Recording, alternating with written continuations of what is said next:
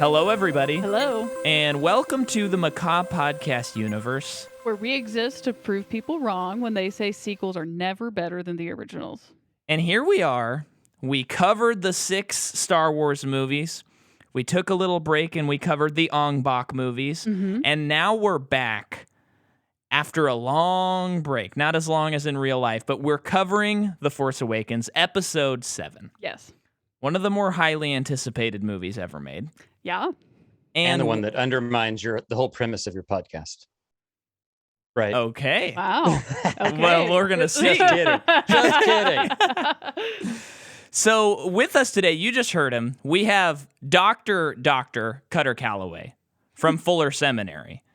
And he requested jokingly that I call him Dr. because he has 2 doctorates. We've never had someone with a doctorate on the show, so we're a little intimidated. Yeah. Welcome to the show. Thank you. And of course, I got a second doctorate purely for the sake of intimidating people. It's working. The first one in religion and cultural studies, and the second one in psychological science. So not clinical. So like I don't do therapy. I find people fascinating, but I don't want to help them. That's how I phrase it. So. Wow. Well, and I was excited to ask you on, and I was flattered that you were like, yeah, sure, sounds fun, because I heard you on a different podcast that, funny enough, our pastor sent to us, and he said, oh, check out this guy. And what I liked was you were talking just about where Christianity and art lies. And you talked about The Matrix, and I don't remember. I think you were talking about like Gladiator and Braveheart and stuff. And it was just cool because, sometimes Christians get caught up in only watching Facing the Giants and movies like those. And I'm not interested in watching those. And it was fun to hear that opinion. Yeah, if you want to jump on any of that. Well, I mean, the interesting thing about that is, I think, one, you're right. When Christians think about, or maybe religious people in general, think about their film going or their media consumption, there's one level where they're like, here's what I'll admit to watching, right? Yeah. And so that kind of reduces to things like Facing the Giants and whatnot. But all the statistics show that religious people consume and watch the exact same kind of media as the broader populace, right? So they're watching Star Wars and the MCU. They're watching, all the sort of prestige drama on TV as much, if not more, than anybody else. And so part of what I find interesting is, especially in the contemporary world, these are the stories. These are the myths that sort of undergird society, right? They're the ways that we talk to each other, the ways we make meaning with each other, the ways that we think about narratives, offering some sort of coherence to all the seemingly disconnected portions of our life. And at the end of the day, they serve in a way that in former times, 50, 100 and plus years ago, religion functioned. And so that's part of why I'm interested in the topic is really just going, hey, let's first admit what we're really watching. And then talk about those stories that shape our imaginations in ways that but form the way we think about reality in the world as religious people. Yeah. Man, what a setup. Yeah, I think the episode is over. Well, now now I am really curious because, I sent you a list. It had some other series on there as well. And you were like, oh, Star Wars. And so I'm curious why you chose it, what your relationship is with Star Wars, and then your relationship with this movie. Sure. Well, how far back do I go? I was born in 1979. And so I remember as a kid, I grew up in a religious home that wasn't a huge fan of broader sort of movies, culture, et cetera.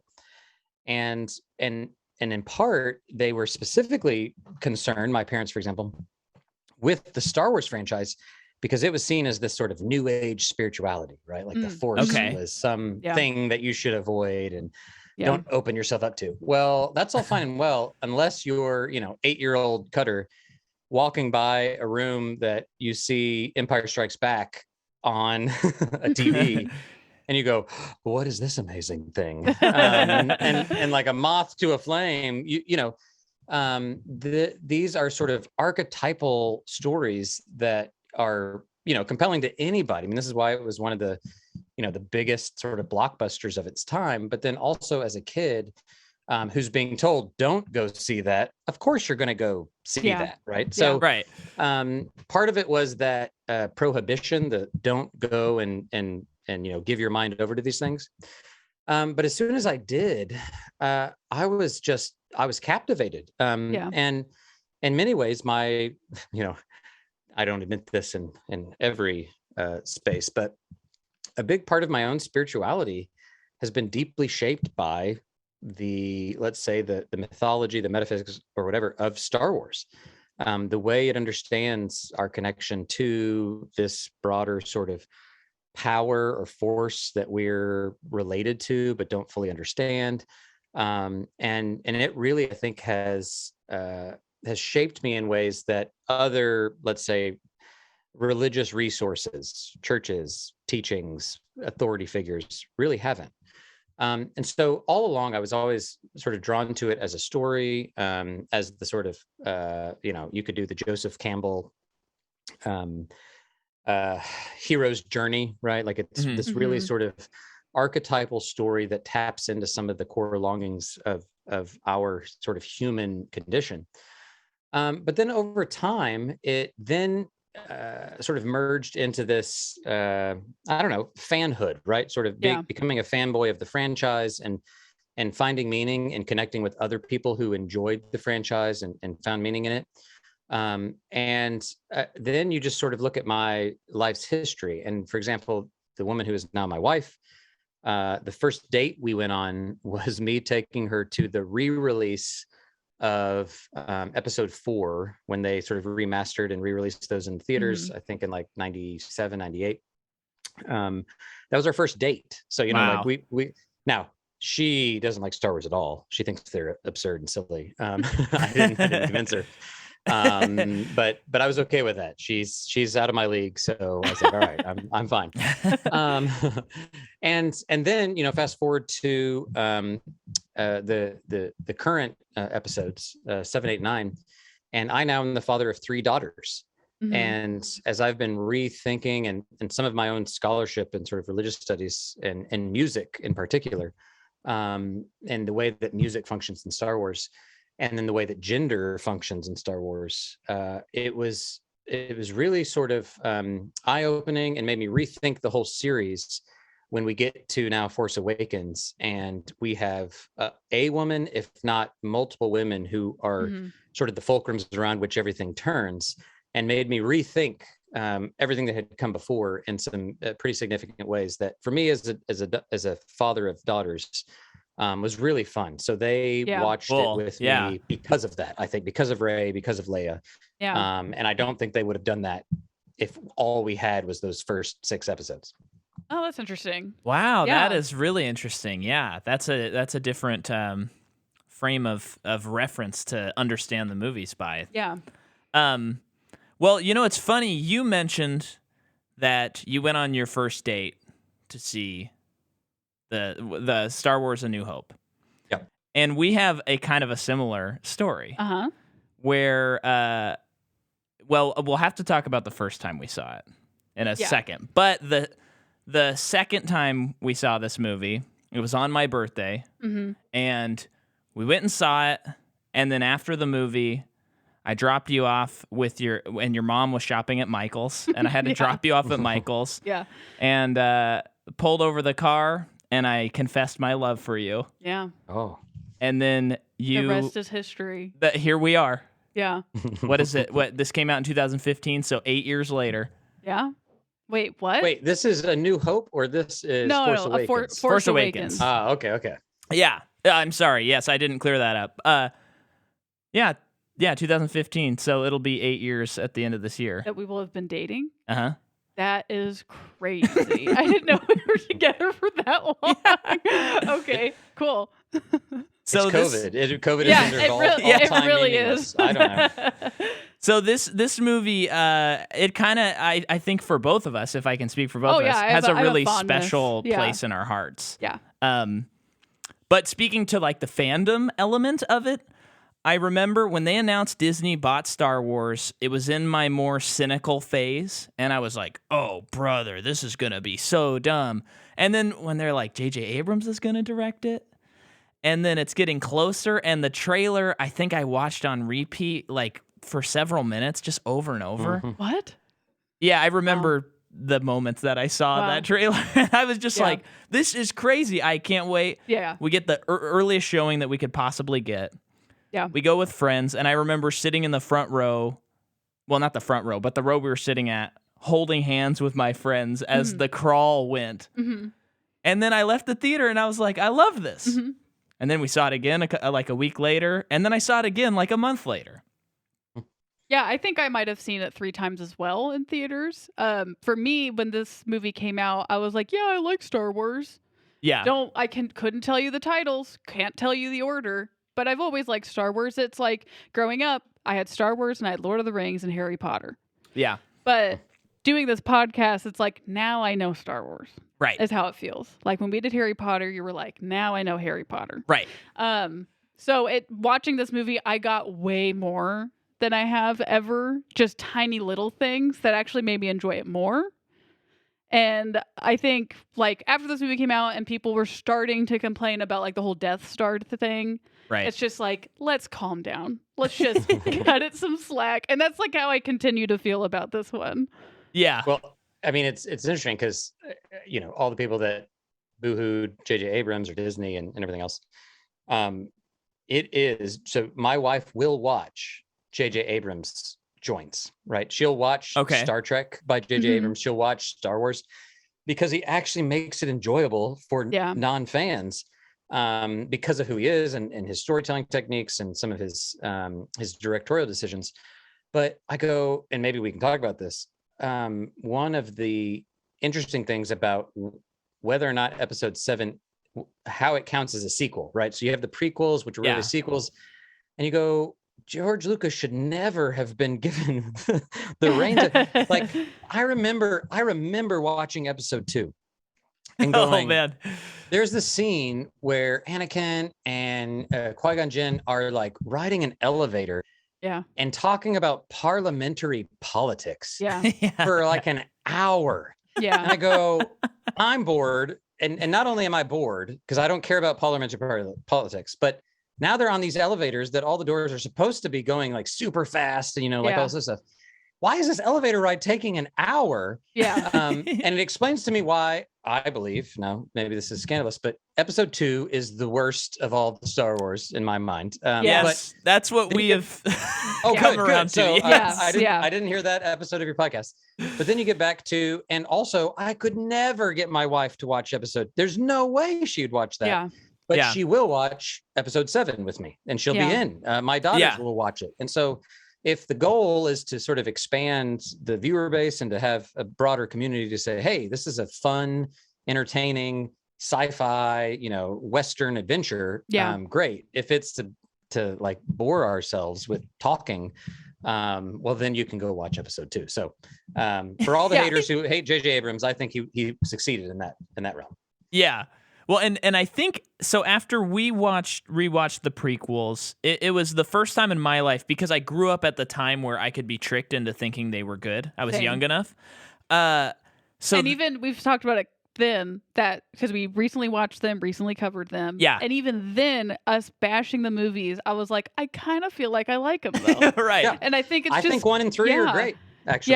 Yeah. It's a weird thing. But I finally had the moment in my heart and my brain where I was like, I understand that these, at least to me, are like, they have good scenes in them at points, but it's not a good story. And I finally understood that. And so when we're getting ready to watch this, it's been a few years since I've watched Force Awakens, and I'm a little like, okay, I hope I don't have that same experience. And I was pretty much just smiling the whole time. Yeah, it was a fun time. Because, at the very end of the day, at the very least, J.J. Abrams knows how to make a movie that looks good and puts the camera in positions that look good and moves it in ways that look fantastic. So Yeah. even if it's bad, it's still kind of worth watching. Yeah. That's what I think anyway. Mhm. But let's And dive especially into in a big screen.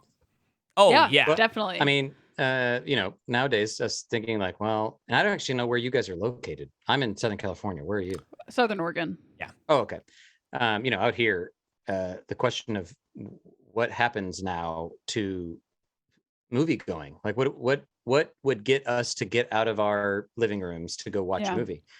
And it's got to be something like Star Wars. It's got to be something like Dune. It's got to be something that you go, not only is there, it's fun because you have a bunch of people on the opening night, but then it's big visually, it's stunning, orally, it's sort of like the surround thing. I think that's a big part of what's so fun about something like Episode 7 or any of the Star Wars franchise. But then also maybe what we need to think about in terms of what kind of movies are going to move moviegoers to go to theaters when now everything releases on Disney Plus or whatever simultaneously. Yeah, that's the continuing conversation. But okay, so like we said, movies directed by J.J. Abrams. Originally, they had Michael Arndt come in to write this movie, and he did the second Hunger Games, Little Miss Sunshine, and he's worked on a ton of Pixar movies. Oh, okay. But when he was writing it, he says that he kind of needs somewhere between 18 months and 2 years to really get it and get it going and write a good script. And Lucasfilm was like, let's bring in some other people. Oh, okay. So then they bring in Lawrence Kasdan, writer of Empire Strikes Back: Return. I remember when I heard that news, I was like, oh my gosh, this is going to be insane. I had no more doubts at that point. And then J.J. Abrams as well. The cinematography is by Dan Mindell, who we talked about on Patreon when we did Zoolander #2. Okay, cool. And he works with JJ, so he's done Star Trek and Mission Impossible 3, amongst others. The movie comes out December 18th, 2015, a $306 million budget, and it makes $936 million domestic. Whoa. And then it makes $2 billion worldwide. Successful.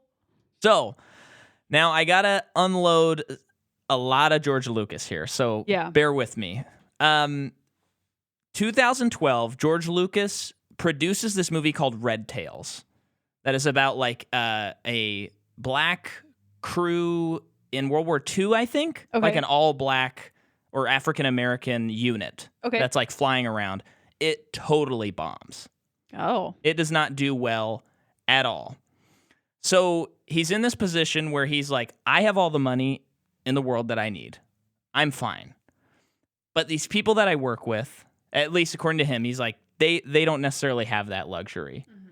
So he starts thinking about retiring, selling it, and then allowing Star Wars to move forward. But at the very start, he is like thinking he's going to do it. That's bold. And so here is one of the ideas he talked about, which is kind of crazy. This is a quote from Lucas in 2018. He said this. The next 3 Star Wars films were going to get into a microbiotic world, but there's this world of creatures that operate differently than we do. I call them the Wills. And the Wills are the ones who actually control the universe. They feed off the Force. Back in the day, I used to say ultimately what this means is we were just cars, vehicles for the Wills to travel around in, or vessels for them. And the conduit is the midi-chlorians, everybody's favorite. The midi-chlorians are the ones that communicate with the Wills. The Wills, in a general sense, they are the Force, but it's also symbiotic relationships. I think personally one of the core values we should have in the world and kids should be taught is ecology, to understand that we are all connected. That's interesting. I don't know how that could have worked at all. It's like the first thing I think of when I hear something like that is, so is all of the other stuff not important? Is how it feels. If it's like controlled by something bigger. But it's man, it's kind of like well, there's two things. There's the storytelling thing where you go show, don't tell. Yeah. And part of this would be my critique of when Lucas is too involved in the story elements is, all the midichlorians, he's trying to like explain it. And if we're going to go the J.J. Abrams route, for anybody who's a Lost fan, I always found it interesting at the end of Lost, it's very polarizing in terms of whether it worked or not. Right. And you have this whole story world based upon fundamentally sort of mystery. Right. Yeah. And there's like smoke monsters and all this other stuff. And at the end, people are like, well, he didn't explain the origin of the smoke monster. And I go, what explanation would be satisfying to you? Like, it's a mysterious smoke monster. What, do you need like, oh, well, it's something like midichlorians and there's this, and so I think that's a good point. Like the challenge is to say, okay, I'm doing some world building here. Yeah. At the same time, I'm not trying to explain it away. And that's some of the problems with whether it's like modern science or something else. We go, life seems mysterious and opaque and interesting, compelling in those reasons. But then you get someone to go, well, it all comes down to sort of the neurons firing in your brain and blah, blah, blah, blah, blah, blah. And all of a sudden you sort of sap all of that mystery and all that intrigue out of it. Mm-hmm. And that's the challenge, I think, with Lucas. He was trying to explain the mechanics too much when really what we wanted was myth making, right? We wanted this sort of larger sort of architecture of mythology, and that's sometimes he skews towards that mechanical explanation. Yeah, definitely. Yeah. Well, the great example is the Mos Eisley Katina. You walk in there, you look around, you see all these creatures, and for me, I think cool creatures. They all have a story. I don't care what their story is. It's just cool. Yeah. Mm-hmm. But then there's another type of person who's like, okay, now I have to find the novel about that character who had one line. Yeah. And part of that is kind of fun. Mm-hmm. But I don't, I think the movie should be somewhat streamlined. Yeah. To that end. Yeah. Well, and to me, it's not so much the streamline. That is part of it because you got, a movie, it's just a couple hours. And then all these other sort of fan fictions and other things that you can do are fun places to explore. And that's another sort of genius of Abrams is he kind of lays Easter eggs and does stuff to encourage people to kind of explore those different realms and stories. But at a storytelling level, like when we think about, okay, why do I go to a movie? Mm-hmm. Why do I like Star Wars? It's not because it gives me a detailed explanation of how things work.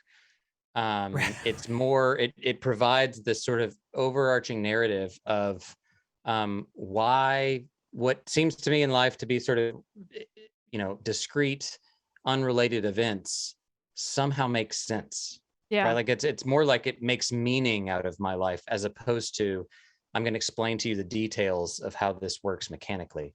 And sometimes that meaning making happens with like, ooh, I find this character interesting and I'm going to drill down into his or her story. Yeah. So I'm open to that, but that's where I'm like, man, again, parliamentarian politics and other stuff. Mm-hmm. I'm like, I don't, show, don't tell, George, show, don't tell. Yep. So in November, so a month before this movie came out, George Lucas sat down with Charlie Rose and did an hour-long interview. And if anyone who's listening is really into, it's a very worthwhile interview, although, and I don't know if this is colored by the fact that we found out Charlie Rose is kind of a creep, but he is kind of a terrible interviewer. But it's very interesting because George Lucas has very interesting answers. Yeah. Despite the bad interview. But one thing George Lucas says is he says, if no one is seeing your movies, I don't see the point. I find interesting for what he has said throughout his career. Yeah. Where he's been very much like, I want to make movies that no one wants to see. And I want to do all this stuff. But then Star Wars definitely changes him. Charlie Rose asks him, you're telling me you know how to make a popular film, but you don't want to do that. And George says, why would I? Because he starts talking about how now he wants to make movies for himself. Like, he doesn't even want to show them to people. Okay. He wants to truly, like, you know, quote, be an artist and make things that have no narrative and do whatever and show them to just his friends and stuff. And Charlie Rose, like, can't get his mind around that. And he's like, why would I? I made the biggest thing ever. Yeah. So I don't need to do that anymore. And then, so that's also the interview where he says something that he later apologized for, which is not the best thing to say, where, you know, he asked him how he felt about the Disney sale, and he said, it was like I sold my children to white slavers. Because he views his movies as kids, and he backpedaled. Yeah. I'm not going to defend what he said, but also it wasn't in the moment thing, and he's pretty fresh from it. Because basically, he went to Disney, and, well, no, who was it? Was it Bob Iger at the time, the CEO of Disney? I can't remember who was the CEO at the time, but they come to him, and they'd hear that he's thinking about selling it, and he's like, yeah, and he has outlines for the movies.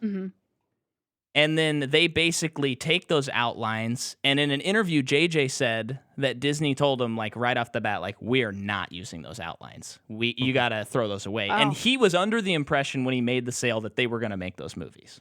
Oh, wow. Okay. What I find interesting is, you know, there's a school of people that have grown up and grew up with the prequels and now view George Lucas as, like, the perfect version of Star Wars and hate the Disney Star Wars. And I do think wherever you land on that, the movie Force Awakens was the only movie that fans would have allowed them to make at the time that it was released. And part of that is, like, yes, it's a repetitive story. You know, we have seen this story, although I think that there's certain unique things about it that make it different than Episode 4. But I just don't think that any fan of Star Wars at this point in time would have been okay if they were like, yeah, George Lucas, like, wrote some of the script. Because before this movie came out, everyone was like, we hate that guy. Yeah. He really ruined Star Wars. And now there's kind of this backlash of people who are like, if only George Lucas made those Disney movies. Pick a lane a little bit, people. Yeah. Well, I mean, the only thing I'll say is that it reflects kind of the ongoing fun conversation between who gets to say, or who gets to, like, determine what's canon, right? Yeah. Is it the creators of the art, or is it the audience? Is it a conversation between both? And the way I view, you know, art more generally is, you know, okay, so George Lucas can say, I want to make art that nobody watches, or, you know, whatever.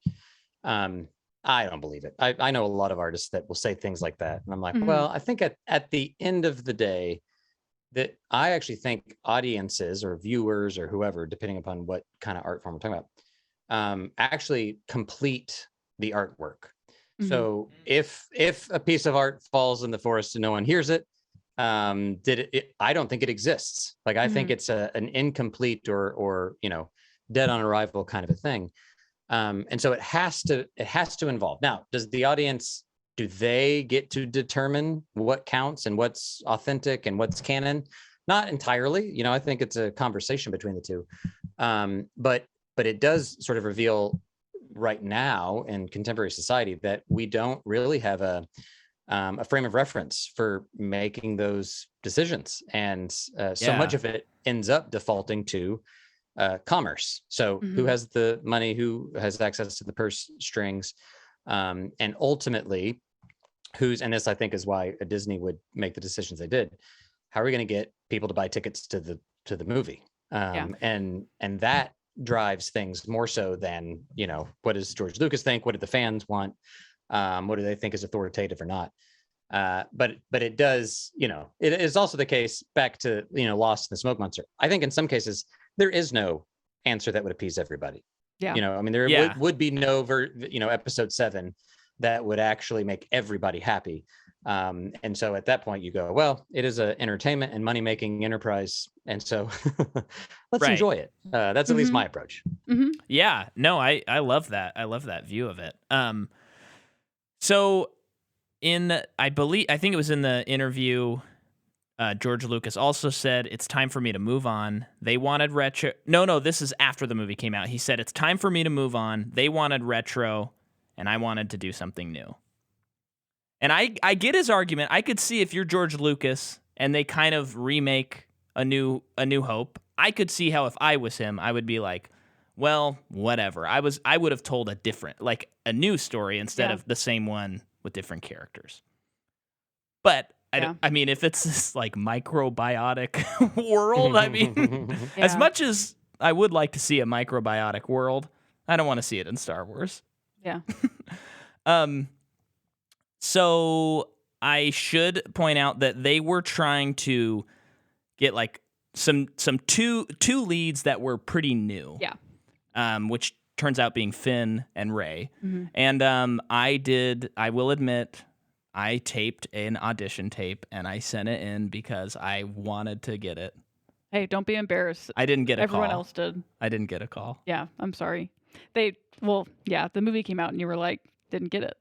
Yeah. When the movie came out, I knew. Yeah. But I'm glad I didn't, because I look at it and John Boyega is so great in this movie, and I'm like, man. Well, you, who has no acting experience, thought I would have been real have bad. done that. I would have been real bad, yeah. I would have just buckled seeing Oscar Isaacs, And actually anyone from Star Wars, I'd have been like, I can't handle it, Yeah. And so April 2014, they announced that they are doing new canon, and they are not adhering to the expanded universe that had already been, so many novels and stuff, which I have heard people complain about. I think that that's an invalid complaint because I think it's smart. Otherwise, we would have known what the story was, and it wouldn't be full of tension knowing what happens. Yeah. And they shot it on film, and there's a huge focus on practicality. Yeah. Because we have this, the prequels take digital filmmaking, they make it a thing, they take special effects, move them forward. They trip, as we said, and fall so that other movies can run. Mm-hmm. And then this movie says, let's scale that back. Let's use puppets. Except for the one time when it counted, maybe, in the movie. Well, we'll get to that. Well, actually, I have it right here. They wanted to do Maz Kanata as a puppet. Yeah. What happened? JJ was like, they couldn't agree on a design in time, and JJ thought it would be too limiting with the facial expressions and stuff. Which is crazy because this is a series that has a Yoda puppet. That's the funny thing. I mean, it's not even that I don't like her design. Uh-huh. It's just, even at the time I saw it, someone who wasn't very well versed in Star Wars, the first time I saw it, it's like, okay, this is like our Yoda character. It's a small, cute alien thing. Yeah. Just do the exact same thing as a puppet. Right. And that would have been fine. But yeah. I know. That's how I felt. But we'll dive into her. I don't know what Kutter thinks of Maz Kanata, but you might be sensing some tension on our end of the border here. I don't want to get in the middle of that space. And I also wanted to point out that Harrison Ford said that it's not that I wanted Han Solo to die, because it's been, in my opinion, kind of over-reported that Han Solo was like, Harrison Ford was like, just kill Han Solo. Like, I'm tired of playing this guy. But he said, it's not that I wanted Han Solo to die. It was that I wanted him to have emotional weight. Okay. And that's why in Return of the Jedi, he said, you should kill me, because he didn't feel like his character had an emotional weight to carry anymore. So I get the impression that he likes Han Solo and that he's glad he played the character. Yeah. And he's probably glad that he did have a huge emotional payoff in this movie. Yeah. Why don't you? I'm actually almost done with my notes, but why don't you hit us with some actors we can talk about? So, Daisy Ridley, who plays Rey, this is a big breakout role for her, of course. And then since then has gone on to be in things like Murder on the Orient Express, Chaos Walking, Peter Rabbit, Ophelia, and a really weird cameo in The Bubble. I think that she's had a very strange, filmography since these movies, and I just think, like we were just talking about this prior to recording, like Murder on the Orient Express, that movie, yes, it did well. We didn't like it, so it's like I want to see her in something that I will enjoy. Yeah. And Chaos Walking is so bad we watched it as a bad movie for this podcast. Right. So it's just it's a bummer. And like I said, I think she needs like an FX limited series, or if she wants to swing big, she needs to sign a Marvel or DC contract. Yeah, because I think she could do either three of those things. Yeah, I really like her, but she's so good. But could she, as like an actress and or the audience, would anyone ever accept her in the MCU since she's Rey? I mean, that's a good question. That would be a hard. Yeah. That'd be a hard shift. I mean, trying to think of other MCU characters who. Well, I mean, Oscar Isaacs is Moon Knight now. That's true. And that's a good point. So he's in Star Wars. He is Moon Knight. All right. So there's one. Yeah. I didn't like Moon Knight. What I think too about MCU is I'm not super into Marvel comics. So I don't know a lot of deep characters or anything, but I like trust their casting enough to know that they would cast her in something that she would be good in. Right. Because they, in my opinion, they do a really great job of that. Yeah. But I mean, I mean, Oscar Isaacs could be the exception to the rule. Who knows? Yeah, maybe he is the exception. I'm trying to think through. Yeah, what makes him different? I mean, Poe is a different kind. Like he's not the central. Well, he's central in terms of the three characters, but because he's not strong with the Force. Yeah, I feel like that makes him a different kind of character that we go like, oh, okay, he could also be Moon Knight. If it's Rey, I feel like I'd always be like, oh, that's Rey. That's I think the hard Rey playing some other character. The hard thing too with Oscar Isaac, I knew him before this movie, and I think a lot of people did. Well, that is true. I think we're not limited to that. But for Rey, this is her. It's like Daniel Radcliffe. Well, and Emma Watson and Rupert Grint. Harry Potter ends, and it's like, can they do anything else? Yeah. And it's like for Daniel Radcliffe specifically, it's like, yeah, he can. Yeah. Just to focus on one of them, but that's not true for everybody. Yeah, that is a good point, though. That is a very good point about Daisy. And then another breakout, John Boyega, who plays Finn. He's also in Attack the Block, Pacific Rim Uprising, Naked Singularity, Watership Down, and The Circle. I kind of feel like he is in a little bit of a similar boat for me. Yeah. I actually haven't really seen him in anything else besides these movies, so it could just be a me thing. But yeah, I think he's so good in this too. Yeah. Mm-hmm. When he was in Catherine Bigelow's Detroit, which I did not see. Oh, okay, yeah. But that feels like a good move if he wants to go for something like that. I mean, that's so different from Star Wars. That was after this? I feel like that was 2017 or 18 maybe. Yeah, so pretty close to after this. Yeah. But I could be wrong on that. Yeah. And then Oscar Isaac, so he, of course, in Ex Machina, Inside Llewyn Davis, which was my big Oscar Isaac movie for me. Yep. And then he's also in A Most Violent Year. And then, as we just said, Moon Knight. Oh, man. He's always a treat. Because even, I mean, I'm curious what you think, but I had mixed feelings on the last couple episodes of Moon Knight. But I do not feel like Oscar Isaacs was the problem with anything in the show. No, I agree. I watched it because of him, I think. Mainly. And the success of the other Disney MCU series. But yeah, I was underwhelmed at the end of this with the story, I think, basically. Which is how I felt with a couple of them. Yeah. They just don't stick the landing for me. Yeah. And I mean, it is one of the challenges, I'm assuming. And same with now where we're at with the Star Wars universe. If you feel like as a writer, as a director, whatever, that you actually cannot end a story, it is a perpetual sort of serialization. It is hard to figure out because you always want another season or another series. And so like wrapping it up or even having some sort of, it doesn't have to like be a nice tidy bow. But that's my sense of with Moon Knight. Like they didn't even try really to say, oh, okay, this is a completed story. Yeah. It was more like, well, until next time. And I'm like, oh, okay. But that, and I have sympathy for that. I don't know. It would be really hard to write something with trying to end it, but without any sense of, oh, this is actually going to be the end. Right.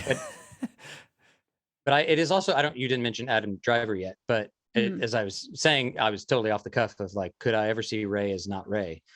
But he too, of course, existed before, and is in some roles that I love him in. And I have no problem for some reason going like, oh yeah, I can imagine him as not Kylo Ren. Yeah. So I need to think more about why have I in my own mind typecast Rey as Rey. I think it's because I really love her. Like I really like her as Rey, and like I was saying, like with my kids and other stuff. Yeah. That's why I might think of her more distinctly as that than others. But I need to think more on that. Yeah. Well, and I guess, I guess the analog to talk about would be Carrie Fisher. Yeah. Who was always Princess Leia. I mean, Harry Met Sally, a fantastic performance, and she's in other stuff, but she kind of finds more luck like doing script work and rewriting scripts and stuff than being on the big screen. But do you look at that as, because her being in this movie was the first time she was in a movie in a really long time, right? Carrie Fisher. Yeah, on screen, yeah. But with her doing a lot of punch-ups and rewrites and stuff throughout her career, do you think that, like, do you view that kind of as like she couldn't have done anything else? Or do you think she chose that because she enjoyed doing that more at the end of the day? Maybe a little bit of both. And I don't know. I haven't like read any biographies or anything, but yeah.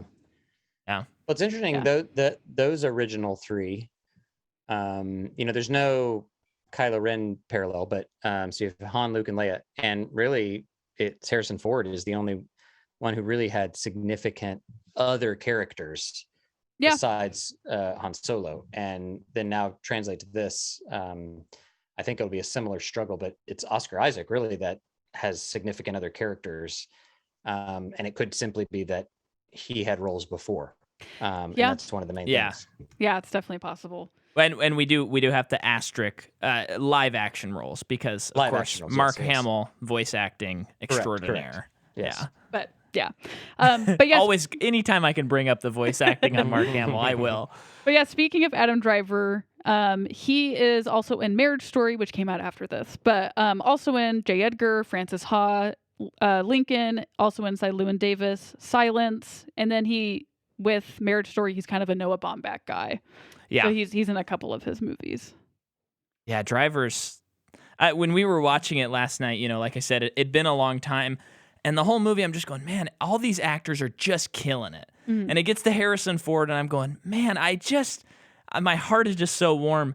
And then when Kylo Ren takes off his mask and Adam Driver's there, I'm like, it's a whole other level of movie. Yeah. Like, I just think in a good or bad way? Oh, in a great way. I just think that, like, Adam Driver brought a depth to a character in a movie. Like, in a movie this big, characters often don't have that much depth to them because they have to be a little paint by numbers so people can just latch onto stuff. Mm-hmm. And his acting is like he's doing an Oscar performance in a movie that is a bunch of action people running around. Mm-hmm. I think he's a miraculous actor. I love this man. That's great. Yeah. And he's so good in this. And you haven't even seen Marriage Story. Yeah, I have not seen Marriage Story still. You got to get on it. I've heard amazing things. I haven't seen it either. It's so good. It's on purpose though. I'm like, I kind of don't want to watch a marriage dissolve. It is a sad movie, 100%. Yeah. I mean, that's why it's taken me so long to watch it. It's not like, I think I'm in the mood for Marriage Story. No, I don't think anyone's ever said that. Yeah. Same thing with Silence, which he's in and does an exceptional job in as well. So definitely so good. Silence is, anyone listening who hasn't seen it, you better get on it. But it like we just said, you can't really just turn on Silence. Okay, couple more notes here, and then we can dive into the plot here. I just wanted to point out that the island that they're in at the very end is a real monastery. Mm-hmm. And that's cool. And then there's also, I know, at least for me, I was under the impression that these movies were very reactionary, this trilogy, where it's like, JJ makes one, and then Rian Johnson's like, I'm going to, like, twist everything you did on its head. And then JJ Abrams, like, tries to save what he wanted to say at the end. That's kind of how I viewed it. I thought he did the last one, but he wasn't going to originally? No, Colin Trevorrow was going to. Wait. Okay, yeah, I forgot about We'll talk about it in a couple of weeks. Crazy. But I found that Johnson was with them as they were, like, he talked to them about stuff. he asked them to change some of the stuff with Luke that they had planned so that his movie would work better, and he had them change, which is just a good idea. He switched the whole mapping thing to R2 instead of BB-8. So originally, it seems like maybe they had in the script that BB-8 just had the map. Okay. And then he was like, no, bring R2 into this. Yeah. Which is a fun... You'll make everyone cry. Yeah. So I think at least the connection from Force Awakens and Last Jedi is maybe more intentional than at least how a lot of people felt when they walked out of Last Jedi. Yeah. And we're like, what? You Yeah. know? But we're not going to tell you, audience, what we think about Last Jedi. Nope. By the way, I did send in my audition for BB-8, and I didn't get it. I know, it was sad. Bummer. Finally, in a 2019 memoir, Bob Iger said that George Lucas, quote, couldn't even hide his disappointment towards J.J. Abrams' interpretation. And according to Iger, Lucas said there's nothing new after seeing the film and that there weren't enough visuals or technical leaps forward. Lucas preferred Rian Johnson's sequel, The Last Jedi, and the anthology film Rogue One. Okay. So, we can now close the book on George Lucas. I guess the audience doesn't see me closing my hands like a book. We're done with George now. So can I just say something about this movie after recently watching the prequels? Yeah. Because the prequels are very out there. They're very just in the minutia of explaining things. And it is refreshing to watch a movie that is just kind of the same. And I think that is something that really works for me. Like, as I've previously said, Star Wars is not like my favorite thing. I like it a lot, but I don't deep dive into things in this franchise. So to see this movie and it's like, yeah, it's the Death Star, but it's in a freaking planet. That's cool. All of it worked for me. Yeah.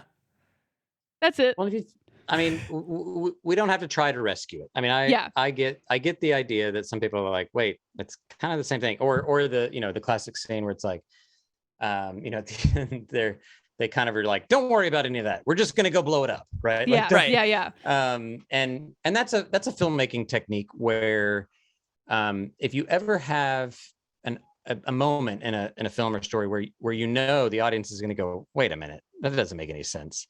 Mm-hmm. One of the techniques is to put that critical thought in the mouth of one of the actors and they say it, and then you just move on and everyone goes, oh, okay. And they move on. Like, this is an actual way to address what we all know is happening. And that is, isn't this the thing we've seen before or, heard before? But to your point, it is different actually. And if we're going to offer a sort of a charitable read, what you could say is this is actually indicative of sort of I'm going to use a word, banality, how boring evil is. Mm-hmm. So I don't think evil is that creative. If anything, it's derivative off of the good. Yeah. And so it makes a lot of sense that this sort of ultimate embodiment of evil just does the same thing it's always done, just bigger. They're like, literally, we did a Death Star, let's just do it bigger, turn up to 11. And so in that way, I would think that George Lucas is giving too much credit to the dark side to say it's going to come up with this elaborate new sophisticated plan that is super cool. It's like, I don't think so. The sort of raw power is something that has always existed, and the sort of appeal of that is why Star Wars is so elemental, that you get this sort of back and forth between why would any Jedi give themselves over to the dark side? And it's because at the core of who we are, there's something compelling about raw, unadulterated power. Yeah. And the Empire and now the First Order represent that in full. And so, I haven't thought about it till literally this very moment, but that could be a way of going, that's exactly what should have happened. Is just a sort of redundant recapitulation of the same old, because that's what evil does. Yeah, I'm with you there. And how I feel about, so this movie goes back into like Jedi are like mythological again. And that Oh yeah. Mike and I got into the weeds on Jedis in the prequels because Yeah. the movies got into the weeds, so we had to Mhm. go there too. Yeah. And it just went into more explaining things, and it's really wasn't a fan of it because I love when things, as we've been talking about, it's like we don't really understand it. But what we do know is you can like it can be good or bad. And Yeah. what I also love, just in stories in general, something I'm always kind of a sucker for, is when our main character is a nobody. We're going to pretend the last movie doesn't exist. But like the person's a nobody and it could even be them. And Yeah. then they have to, this normal person has to choose too. I just always love stuff like that. Oh yeah. That's the well, and okay, so let's dive in. The movie begins. Yeah. You know, we have the opening crawl, and I remember sitting there in the theater, and because this was Star Wars, they did not have to explain to us what the plot of this movie was. And I remember sitting there having watched all the trailers, like was ready to go, and reading the crawl and thinking to myself, okay, so that's what this movie's about. I didn't even know what it was about. Yeah. And like at the beginning when it said like Luke has disappeared, I'm going, what? Yeah. And already they had me hook, line, and sinker. Yeah. And after reading 3 texts that were all about like, the Jedis are about to take off and keep the peace on this planet where a trade dispute is going on. It was like, okay, there's First Order, Luke's gone, Yeah. and there's a plan that might save the Empire. Princess Or Leia's the like in charge Republic. of things. Yeah, love it. Yeah. Great. Then the first line of the movie, Max von Sydow, a legend, hands Oscar Isaacs. I think it's Isaac. Really? I think. Have I been saying Isaacs for all these years? Just one. Let me Google it. Is it one Isaac or more? Is he singular or plural there? I think he's a singular. Whoa. I think it's mean, singular. Oscar Isaac. Yeah. whoa. That's wow. I'm ashamed. You probably like first heard his name in a possessive form, like Mhm. Oscar Isaac's thing. Oh, this is And- wonderful. Yeah. He's the same age as me, but he's shorter than me. This is why I've loved him always. Glad you can figure that According out. to Wikipedia. According Yeah. to Yeah, which is always accurate. Wikipedia. Yes. But yeah, Max von Sydow hands it to Oscar Isaac, and he says something to the effect of, "This will begin to set things right," which of course is Lucasfilm and everyone who's making this movie is they're saying to you, the fans, they're saying, "We're gonna make this right. We're gonna fix this. We're gonna make you love this again." Yeah. And he hands him the map, and then he puts it in this soccer ball looking robot. Yeah. That is That you real. fall in love with on first sight. That thing is. They made that. Yeah. Mhm. And they do have, there was some crazy footage of, you know, a guy in a big old green suit with it's like puppeteered and he's just running behind it like it's a shopping cart and pushing it around. You And know I'm what like, is beautiful about Disney? And I thought this, like when this movie came out with Disney buying Star Wars, is when I saw BB-8, I thought, thank goodness Disney owns this because they're going to make the coolest toy. Oh yeah. Because like when you My- go to Disneyland and see them rolling around, it's like, Yes. this is real. My kids, I mean, kids don't know like the kind of, not just that you can get these things now, but they're actually not ridiculously expensive. They don't cost $10,000. My daughter for her birthday, I don't know, a few years ago, was just after Disneyland's Frontier, what's it called? The Star Wars experience. And you go get it. And she got, you know, I think for like $100, she made her own BB-8. And you're making, you know, you like put That's it together crazy. and it works. Like it's Yeah. a remote controlled BB-8. And I'm like, what? You you know, Yeah. what I would have given probably limbs, my own Yeah. limbs at some point, something like that, to have my own working BB-8. So Yeah. yeah. It's, yeah, I love BB-8. BB-8. Yeah. And then the First Order comes down. Yeah. And there's a nice little attack. And this whole thing, and this is JJ at his best. Mhm. We have an entire short film that's going on with little to no dialogue. The stormtroopers come in. We're seeing shots of a particular stormtrooper. He does like a Dutch angle on the guy. And you're going, wait a second, are we about to see a perspective we've never seen in this universe Uh-huh. before? Yeah. Yeah, I guess this is so much like the first movie because we totally got a stormtrooper perspective. And then we see this whole thing play out where Kylo Ren comes in. He's gonna stop He's trying to get that map for Luke Skywalker. Stops a beam with the Force. Mhm. I mean, cool. Yeah. Finn is like scarred by the battle. There's that great shot of the guy who reaches up to him and gets blood all over his helmet. Yeah. And he's reacting, and already, I mean, when I was sitting there, I was like, I think this is gonna work. Yeah. I agree. I'm there with it. Yeah, you have a guy stop a beam with the Force. I'm pretty in. And do that early. I mean, the sound design is amazing. Like, Yeah. Yeah. And then, the visual storytelling, and this is what is interesting to me of Lucas using special effects, but then getting lost in the weeds sometimes. I mean, just think about what you need to do to tell an audience or have us figure out, navigate this world where this one stormtrooper is having issues. And of course, it's a bright blood red handprint. Oh, yeah. And so now that solves so many storytelling problems from then on out, because otherwise that's the whole point of a stormtrooper. You're generic, right? Like you're indiscernible from anybody else. And now here we have visually, very clearly, without any words being spoken, boom, here's the guy that you need to worry, or that you need to be concerned about. And that even just that small little detail, I think is a really testament to what Abrams brought to the franchise in those opening scenes. Yeah. Yeah, absolutely.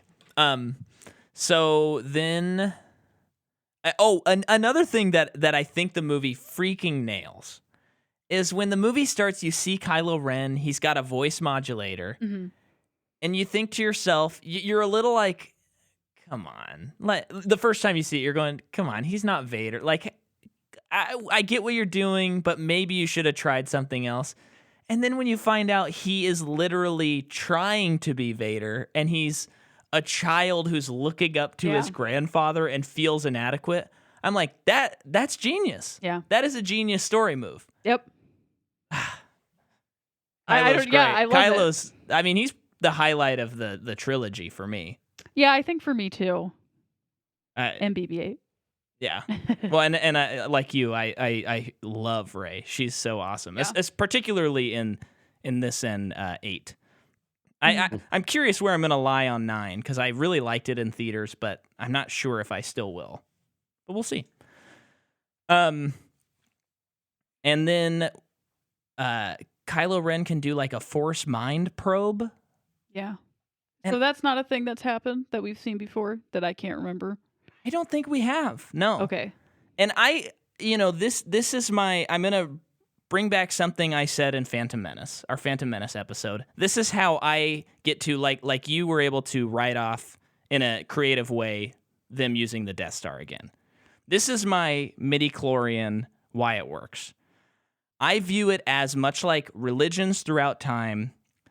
People will believe something, and then maybe science proves something different, so they adjust. And so I like to view that in that prequel trilogy, they're like, oh yeah, it's totally midi-chlorians. They're these things. They control everything. And then throughout time, it becomes myth. The Jedi die off, and no one cares about midi-chlorians. Who knows if it was even accurate?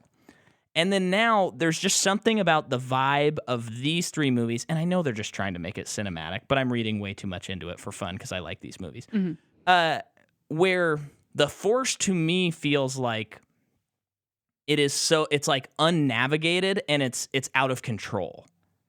It feels like you're on like the top of a volcano or something. Like it's become out of control? That's how I like to read it. Cool. Because you even have a character in this movie, Rey, who by the end of the movie is able to hold her own against someone who has trained with the Force. Yeah. And I don't look at that as like, well, that's dumb. I look at that as, no, like the Force it's like this, it's almost like it's been charging all these years, and now it's just like, and she's tapping into that, and that's why it's so strong, and why he can Force mind probe now, and he can stop bullets that are laser beams like that. That's how I like to view it, for fun. Yeah. It's just a changing religious thing. Yeah. Anyway. Interesting.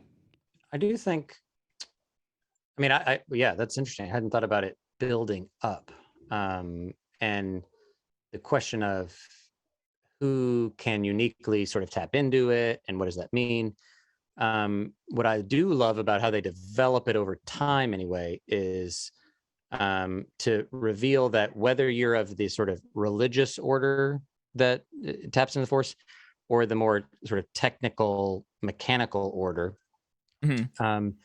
you're both attempting to control and exert your power over the Force, right? And you then call it good or evil, or ends justify the means, et cetera. And that's actually I love about this 7, 8, 9, how they actually kind of expose that the impoverishment of even the Jedi, that even if they had good intentions, in some ways it was their attempt to control and contain that which is uncontainable, that which sort of exceeds our ability. And part of maybe what Rey and Kylo Ren do, again, we'll leave this to your podcast when you get to 8 and 9, is more maybe what I would say is like submissive, right? So you acknowledge its power and submit yourself to it as opposed to coerce it. Now, Kylo Ren is trying to coerce it, I think. Yeah.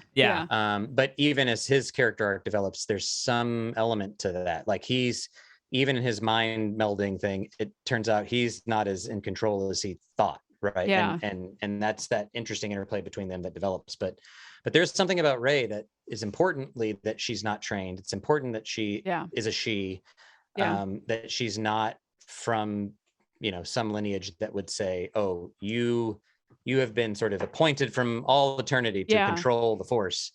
And in that sense, I think maybe it's true. Now, if that also tied in with it's like going crazy, that's a fun way to think about it. But I've thought more about it in terms of how are people controlling it or attempting to anyway. Yeah. Well, and like I said, that's my own fun thing. I've never heard of someone talk about that, and I do not think that's an intentional thing. Yeah. It's just it makes me feel like when I watch episode 1, which I will probably never watch again until we have children. When I watch that, I can be like, yeah, he's talking about midi-chlorians. Who cares? They believe that at this time, just like we believed that we were the center of the universe at one point. Then you discover something else. Yeah. I always think the sort of, sci-fi is interesting because it gives you these pictures of whenever the thing was made, the book, the movie, the whatever, it gives you a snapshot of what people thought the future might look like. Yeah. And so what's interesting is the first, 4, 5, and 6 had this certain kind of future vision. 7, 8, 9, in some ways, even though they were before, the technology and the sort of systems they inhabited were more sophisticated or more advanced, right? They were more, the spaceships and things were shinier, right? Yeah. They were smoother. And so there was this sort of, this is what I think maybe tracks with what you're saying is, we as sort of modern Western people usually think in terms of progress, right? Like technology always progresses, knowledge always progresses, power. I mean, everything always goes up. It's always getting more or better. And in this realm, it's sort of the inverse. If you start with episode 1 and go through 9, it could be that actually technology, religion, like all of it is actually decreasing. So the farther back you go, the more sophisticated they were, the more technological savvy they were, the more religiously, maybe even aware they were of like explaining midichlorians. And now 7, 8, 9, all of that has collapsed. And so we've sort of returned to this more elemental kind of relationship with whether it's the Force or each other. And that's fun. I mean, that's a more kind of Buddhist sort of cyclical, things are always kind of spinning around. It's not just always modern progress and linear. And so the question would be, what's on the other side of 9, right? Like what happens? Yeah. Does the cycle return or is it something altogether different? What I like about that too is I kind of going into like the submissive and the coercion thing. I feel like with Kylo, who was trained and had everything available to him to be in as much control as possible, it's like because of all of the control he put on it, he can't truly harness it, which is why Rey, who knows nothing about it, is able to, like, when he's doing the mind thing on her, it doesn't work because it's like I don't, for her it's like I don't quite understand what's going on, but I'm going to surrender myself to it. And then especially in their big lightsaber fight scene when she's like literally like becoming one with it. Yeah. It's like it's her surrendering to it is like full actualization, or a version of that I like too. Yeah. Whoa. You're both very smart. Okay. I'll what can I say? Yeah, so then Finn he's kind of inspected, his blaster's inspected. They notice that he didn't fire on the innocents, and that he's like, I gotta get out of here. I can't do this. Yeah. And so he breaks out Oscar so that he has a pilot. Mm-hmm. And then that begins their fun back and forth that I really enjoy. Mm-hmm. And I can't remember how, well, no, those are future movies. Don't worry, Micah.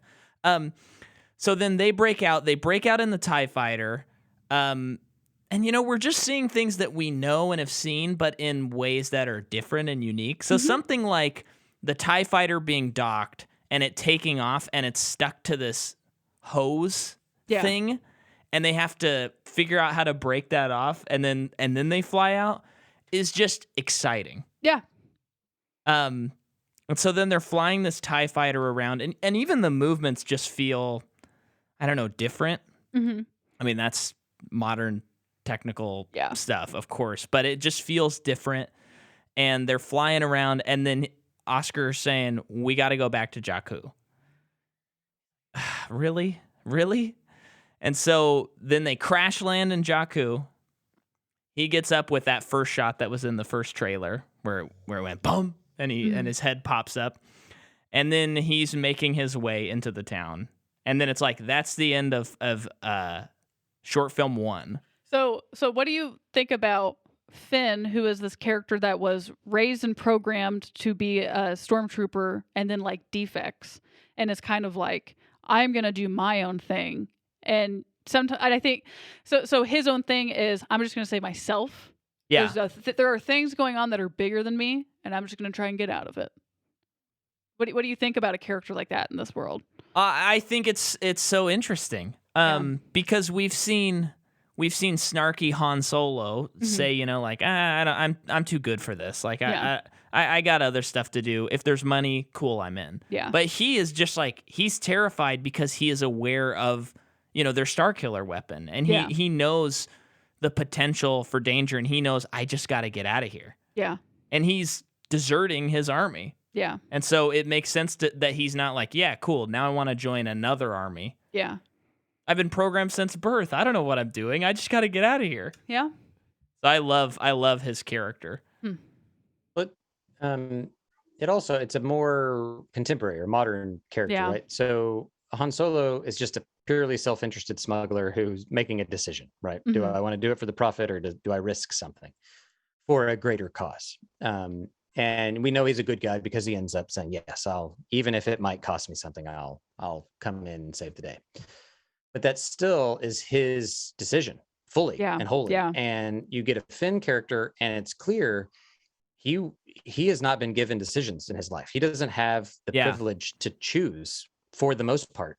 And even his choosing is not really his own choosing. And so the interesting thing, I think, that it doesn't directly raise, but especially later on when they start talking about how they sort of cultivate or got the stormtrooper children and other stuff, is a parallel to all those who would say, okay, it's not as simple or binary of a decision of, do you pick the dark side, or like what side do you pick, and who are you going to be, a hero or a villain, or it's way more complicated. And to say, okay, now you're a stormtrooper who's been conditioned your whole life, who's never given a choice, who was, conscripted into military service without your permission or consent. Now, and now knowing what what will you do? Like what, and that is a totally different sort of logic and process than simply, I'm a smuggler. Do I, help my friends or not? Yeah. Yeah. So it's a way more complicated character. It signals, it sort of hints at that, but it's not like, I almost have to kind of make it up. So it's not like it's right there ready for the for anybody that watches it to go, oh, this is clearly what Finn's character is exploring. Yeah. Yeah. Because there is the stormtrooper stuff and how they work now. As someone who has not explored a lot of the extra Universal stuff, when I was watching this, I was kind of like, how is he a stormtrooper? And then there's a quick conversation that if you blink, you miss, where Kylo tells Donald Gleason, hey, maybe we should get clones. Or maybe he says that. One of them is saying it, and then the other one's saying, all of mine are programmed from birth, they're perfect. Yeah, and it's kind of like, I think I caught that on like the third or fourth time I watched the movie. But again, that's kind of like, speaking to what you said earlier, like George Lucas might have made that a half-hour conversation around a table, whereas JJ and Lawrence Kasdan are like, let's just get it out there. When they'll be confused, but when they watch it again, it is in the movie. You know, at one point, I actually didn't write it down, but there is like the second short film of the movie, which is Introduced to Rey. Yeah. Now, would you like to take it over a little bit because you have such an affinity for Rey?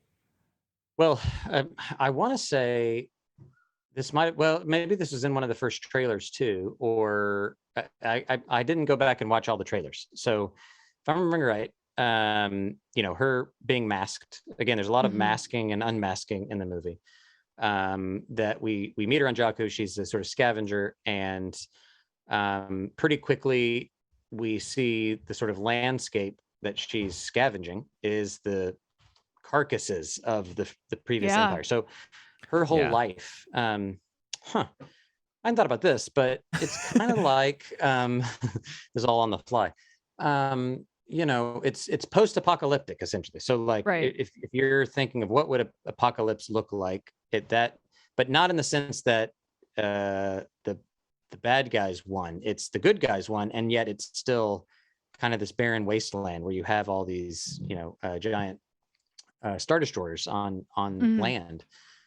And first, it's cool because just the size, the scale of what she's scavenging is like amazing. It's sort of overwhelming, and she is herself little. And I maybe that's sort of prefiguring like, here's the kind of hill she has to climb. Here's the sort of the huge amount of a hurdle or journey she has to go on. But then we find out she's a she pretty quickly on. And you're like, oh, now if you had seen, what I can't remember is if the trailers actually told us that early on, if we always knew that. I can't remember either. I think she popped up. Yeah, but I was also on IMDb like looking at stuff all the time for this movie, so I don't know. So we go, oh, okay, that's interesting. And immediately you start going like, okay, wait, a desert sort of seems like an orphan, seems like her family's gone. She's by herself. She's trading, she's bartering. And then she runs into BB-8. Very similar to, recalling, Luke running into his droids of like kind of a seeming coincidence. And yet the droid really is like, pushy. And like, hey, I got a mission. You got to help me out. And this is where, is it the Force? Is it coincidence? Is it both? You then get Finn coming back, or them crash landing, right? Is that?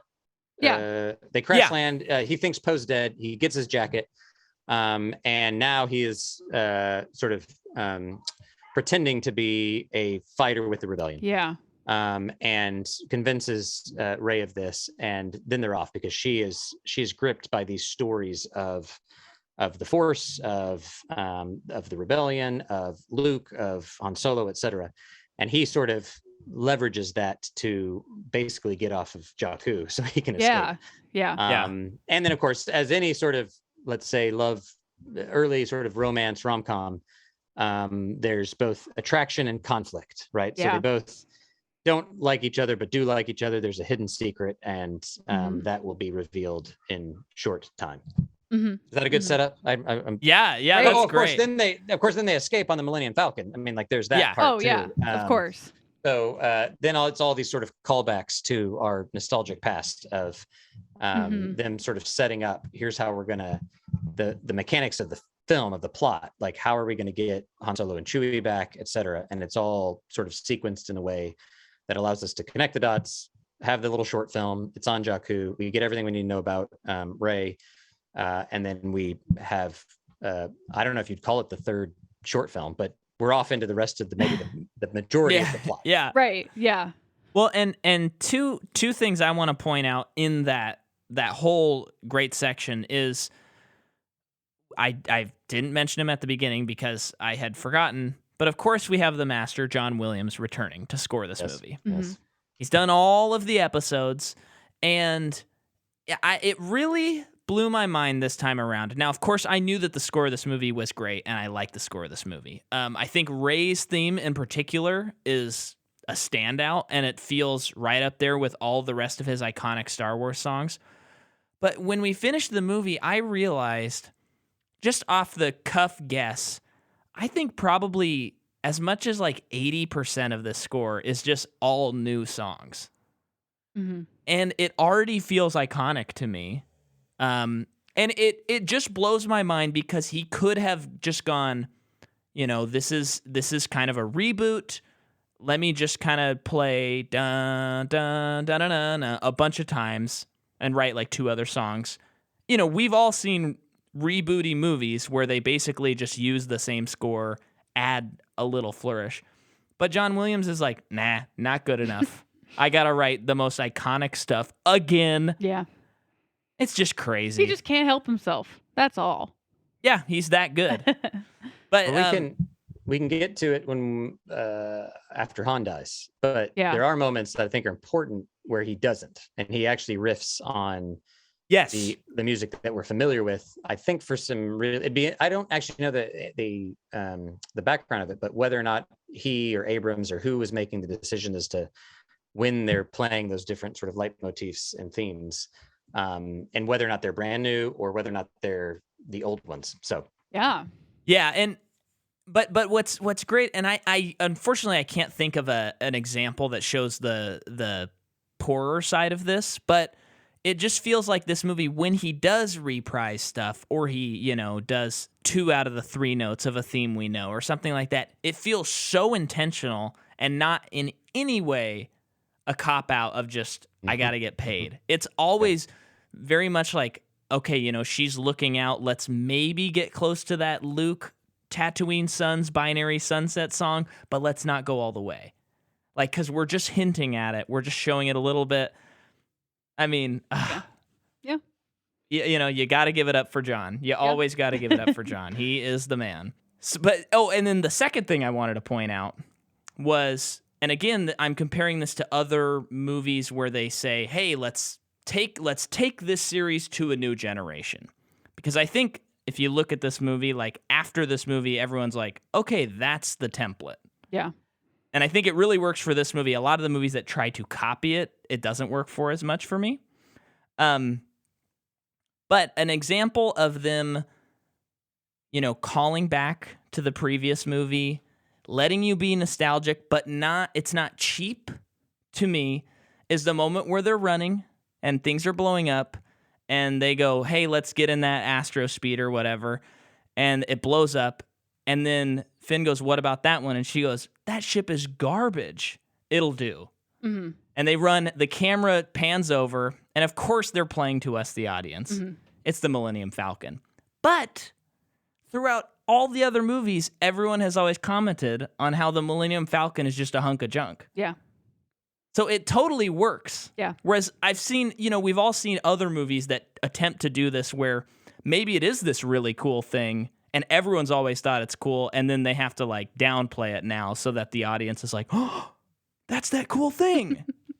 But it works in this movie. Yeah, I think it's like a good level of fan service. That I'm fine with. Yeah. Makes me excited. So, and then speaking of fan service, we get Harrison Ford. Yep. Jordan, tell us about Harrison Ford. Well, they get away. Well, there's this like the coolest chase in the Millennium Falcon. The whole Oh, sequence yeah. is so cool. The jet streams on. Come on. Yeah, it's Come so on. cool. But as we know, it's hard to describe things like that on a podcast. So there's a really cool chase scene, and then they make it out, but they are quickly taken in by some other ship. They think it's the bad guys at first, but it's actually it just feels like a giant warehouse in space. Yeah. And it's Han Solo and Chewie. I love this reveal. I think it's like, for it's been decades since we've seen this this kind of thing. You gotta reintroduce Han and Chewie on the Millennium Falcon is how it feels. Yeah. And they did it, and it just felt great. Yeah, and he goes, Chewie, we're home. Mm-hmm. And as fans, I mean, gosh, Yeah. Little tear to your eye the first time you see it. It's pretty moving. Yeah. It's pretty good. And that I sometimes people nail that, sometimes they don't. I think for the most part, on a personal opinion, I think Marvel is very good at doing that sort of thing when they bring in a character that we know and love. But well, I mean, as we've talked about, the newest Spider-Man movie is like in some ways like the most craziest fan service that we've had in a Marvel movie, and everyone loved it. In a movie. Yeah. Period. Yeah. Yeah. And it was great. Yeah. It can work. Saying the word fan service, I think film critics and just people who, really like are maybe a little more adverse to viewing blockbusters as art. Fan service is scary. And it's not good, but it can be done well. Yeah, but it can easily not be done well. Yeah. Like we will talk about in the Solo movie of like Right. how he gets his name, and it's like, okay, it's kind of underwhelming. Right. Yeah. Didn't really care. No, I never wondered why his name was Han Solo. Right. Because we have some characters with the weirdest names. Right. But What's funny is the week we're recording this, Kathleen Kennedy was talking about Star Wars, and she talked about how the reason Solo failed is because they recast iconic characters. okay. And I think everyone pretty Like much Han Solo? like Han Solo and Lando What else were Calrissian. they going to do? Well, I think she's saying like we shouldn't have done that. We should have told a new story. Which Got it. Okay. I don't necessarily disagree with her. Okay. But I'm like, Donald Glover and Alden Ehrenreich are not the problems with Solo. They are both fantastic in that movie. The problem is the story. Yeah. Yeah, I mean, Although it's a what pretty will they fun do with- movie. I mean, they recast Obi-Wan, and that wasn't the problem, Right. I mean, like that. In fact, I mean, even back to episode 1. I mean, I think, talking about iconic, the lightsaber battle between Obi-Wan and Darth Maul is amazing. Like the music, the thing. I mean, like all of that. So that. I think you're right. It can't merely be we recast a beloved iconic character. It's story. Yeah. It's also kind of sucks when someone says that, because that was probably the one thing that they were worried the most about. Therefore, they worked extra hard to make sure that it was good and right. And for me, I do think that they did a good job with the casting. Absolutely. I thought that was fine. But yeah.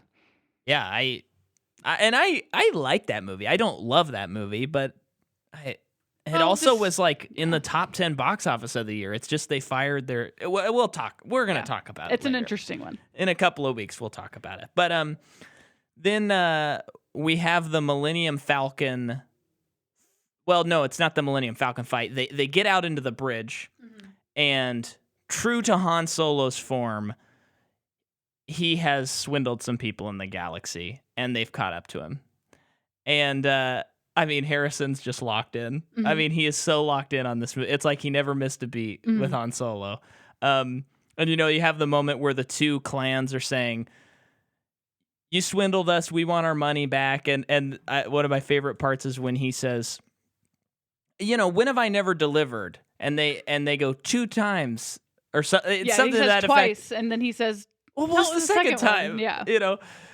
And then Rey lets out, I think they're called Raftars. Okay. Whatever. Tentacle monsters. Yeah, it looks like it's out of a Guardians of the Galaxy movie. Yeah.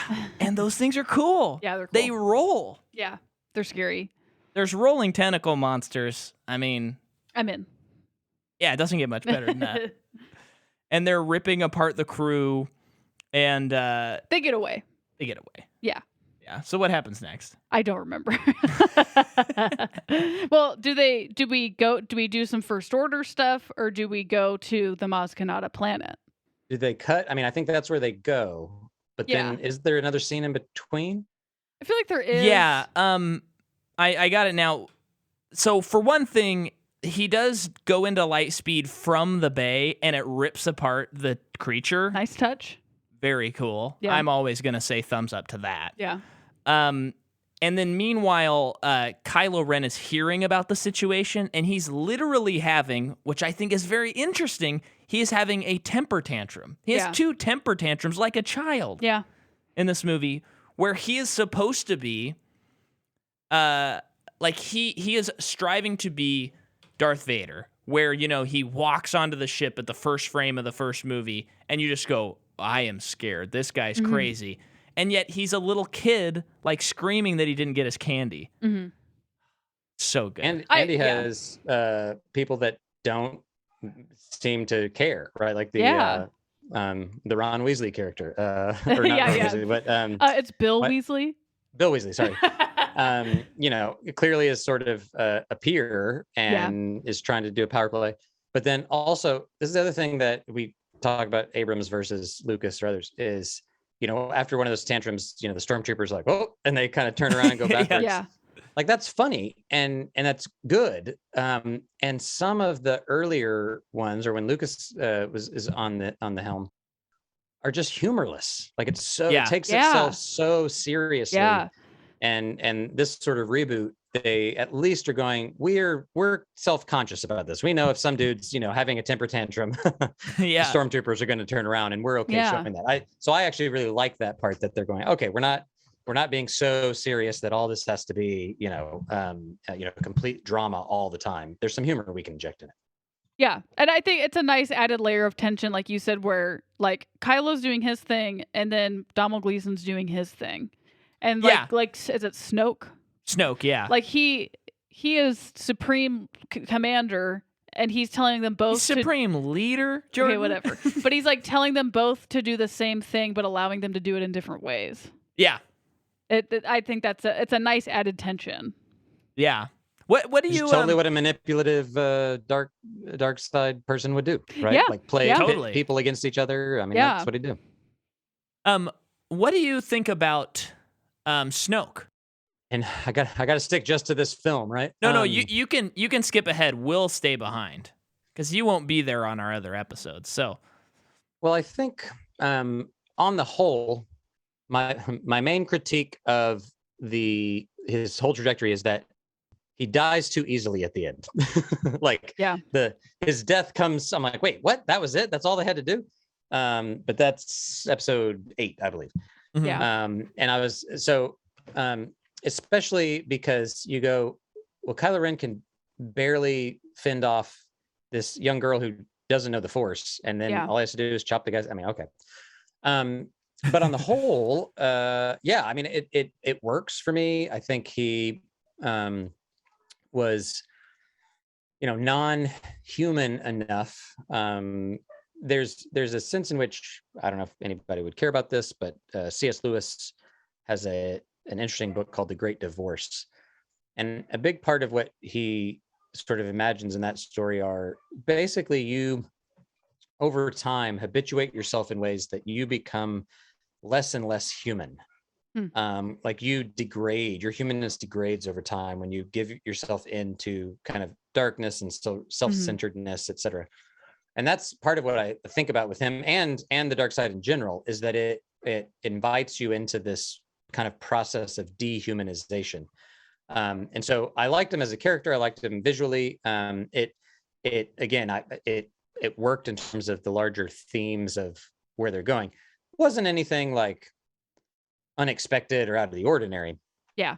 But it, at least for me, I think set the stage well, and then helped set up, because if you had, let's say, made Kylo Ren the ultimate baddie, you don't give him any place to go as a character. right? Yeah. Like he can't develop or grow or change or anything. So in some ways, Snoke works as the unchanging or unchangeable background that Kylo Ren is sort of responding to. So I think that's what I'd make of him. But the death in episode 8, I just thought, that's a plot hole in my mind. But Okay.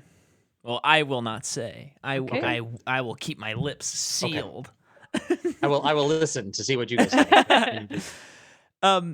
So after that, then Han Solo and the crew, they land on Maz Kanata's planet. Yeah. And he's having this kind of father-daughter relationship kind of thing with Rey, which is very sweet. Mm-hmm. Which Kylo will kind of talk about later. I like when they're landing on the planet and she is like totally in awe of it. And Yeah. like she has never seen this much green. And Han Solo, he just like his face is of bewilderment and pity in a way of her. And it's like the Rey character is so interesting because she's only known Jakku. And it's just a desert and it's boring. And she is now on this grand adventure and she is so filled with wonder. But it's always like it like hurts me to hear her say like, but I have to get back. And it's I like, know. First time I'm seeing it, it's like, what could be so important? Like that could like force you to go back based on what I saw, which didn't seem like anything was holding you there. Yeah. Yeah. I thought that was great. Except your family. No, yeah. But I don't think they say that for a while. No, Does she not say it's because her parents left and she's waiting for them? Or does that come later? We get that pretty soon, actually, in this part when she is like travels to find that lightsaber, and then we see some of that stuff. That's right. Okay. So that's when it's revealed, so they don't like string us along the whole time. But there is like a good portion of it where it's like Han offers her a job, and it's like you will get to see places you've never even dreamed, and you're turning it down. Yeah. Kind of hurts, but then you understand. Right. And so then they go into the bar, and we meet Maz Kanata. Now, I will say this time I was the least annoyed by her than I've ever been watching the movie. I have never been like so like annoyed or like mad about this character. Yeah. I have just always kind of felt disappointed. Yeah. And I think a big part of it was for a movie that they spent so much time to kind of go back to basics on the practicality. And I felt this way about Snoke the first time I watched a movie. I was like, oh, I'm kind of like ripped out of this world you just made because that guy looks very fake and everything else you've done a really good job of making it look real. So that was kind of how I felt. And then when I saw Maz, I'm like, oh, we're having a character with like a lot of dialogue and stuff like that. That you have to look at. That's fake. Yeah. Which is fine. I am not an anti-CGI person. Of course. We just talked about those tentacle monster creatures that I love. Yeah. But it just kind of rips me out of the moment. And I just think, to put it kindly, I think Lupita's vocal performance is horrible. Yeah. And I love her. Yeah. This is the only thing I've seen her in that I didn't love. Do you think that she's just not doing anything? I think she is doing something. I just don't think it's very good. Okay. It's that thing that happens all the time where I just go, why didn't they just hire why didn't they say, hey, Mark Hamill, why don't you voice this character? Or, I mean, I guess he's not a girl, so maybe they wanted a woman to do it. Yeah. Have someone who that's their job. Yeah. Because I just don't think it works. Yeah. And I also don't like the design. Okay. I just think it's kind of bad. Doesn't work for you on any level. Not really, no. Yeah. And I also don't like, which this is very nitpicky, but just like the vernacular she uses. Like what? I don't know, just calling Chewie her boyfriend and stuff like that. It's just kind of like, this feels weirdly modern in a way that, I don't know. It just all doesn't work. Well, I me. wonder when they created this character if they were like, okay, there is some pressure on us because this is like, people are going to view this potentially as our Yoda character. Yeah. When she's definitely not. She's so different from Yoda. But I'm like really simplifying it to tiny little cute alien. Yeah. That has wisdoms to tell. Right. And so I wonder if, I mean, you did talk a little bit about where they chose CGI for certain reasons. Yeah. Because it was gonna work better, and that just worked better for them. For me personally, it doesn't. Yeah. At the end of the day. You wanna rebut us? No, I mean, I'm kind of agnostic with it. I think it didn't bother. I wasn't like, oh no, this is awful. But it's kind of the least memorable Sure. and it seems like it should be a little more memorable given how significant the stuff that goes on there is. Yeah. So that's I'd say so. Yeah, I mean, I certainly don't disagree with you. It just wasn't. I wasn't like mad. Yeah. But it was, and I did enjoy so that's the thing. Like I enjoyed the other parts that happened with Rey's, finding the lightsaber, etc. I think at least thinking about the first time I saw it, that's what stuck with me more than her character per se. But yeah, anytime you got to have a character deliver a sort of empathetic connection with the audience. Mm-hmm. A big part, it's more than just the voice. I mean, there's a lot of close-ups. There's a lot of stuff that you see in the eyes. Mm-hmm. And if you can't do that with CGI, it doesn't matter how amazing the voice actor is. It's hard to do that. So I think that's part of the challenge. And it's why an action scene with cool CGI monsters works. Whereas these other things of a central character who we're supposed to somehow connect with emotionally might fall a little bit flat. Mm-hmm. Yeah. And this is where a microbiotic world would have worked really well with the wills. Yeah. But yeah, so, and then this, we kind of have maybe not the resolution, but this is when Finn is like, I know what you guys are doing. I'm not really with the Rebel Alliance. I am out of here, or the Resistance. I am out of here. I got to get out of here. Yeah. And Rey and Han Han's kind of like, do what you need to do, kid. He understands. Yeah. But Rey's like, how could you do this? Yeah. And he goes so far as he's even talking to people to leave the planet. Mm-hmm. And the reason he stays is because an attack happens, right? It's not, he doesn't necessarily make the decision to stay, independent of seeing Rey get taken by Kylo, because I think right? if they would have left in time, he would have been gone. Yeah, okay. And then it might have been a little bit interesting to see that, maybe, because what we see is they have this confrontation. He leaves. He does one look over his shoulder, and then that, first time seeing it, it's like, I guess he's out, even though you really don't think that's going to happen. Right. But we don't see him get in a ship, get buckled in. They're waiting to leave. Oh, look at all those bad guys up in the air. Maybe we shouldn't. It's just he left and then he didn't really leave. Yeah. So it almost feels like it didn't happen. Yeah, that's a good point. Yeah. I just wonder if for him character-wise, it would have been a little bit more beneficial for us to see a little bit more of a struggle instead of being seemingly forced to not do anything. Yeah, I like that. I like that a little. But it's not necessarily that something that I was crazy bothered by. Oh, no. Just a little icing on top if you could have it. Yeah. But yeah, so that happens. Rey has this strange vision with Luke's lightsaber from The Empire Strikes Back, which it sort of hit me last night. I was like, oh, whoa, somebody got that lightsaber from the Cloud City. And then I was wanting to, I found myself wanting to know that information. But I do like how you're saying it's like they show us that we can fill in the blanks. But I do want to know, but it would bog down the story if they were like, I got this because there was this friend I had who worked on Bespin, and he, you know, or showing a scene where he retrieves it or something, or she, Maz. It just becomes a clip show like The Last Matrix. Them's fighting words. We're big Matrix 4 fans. Oh my goodness. All right. I'll have to go back and you covered that, right?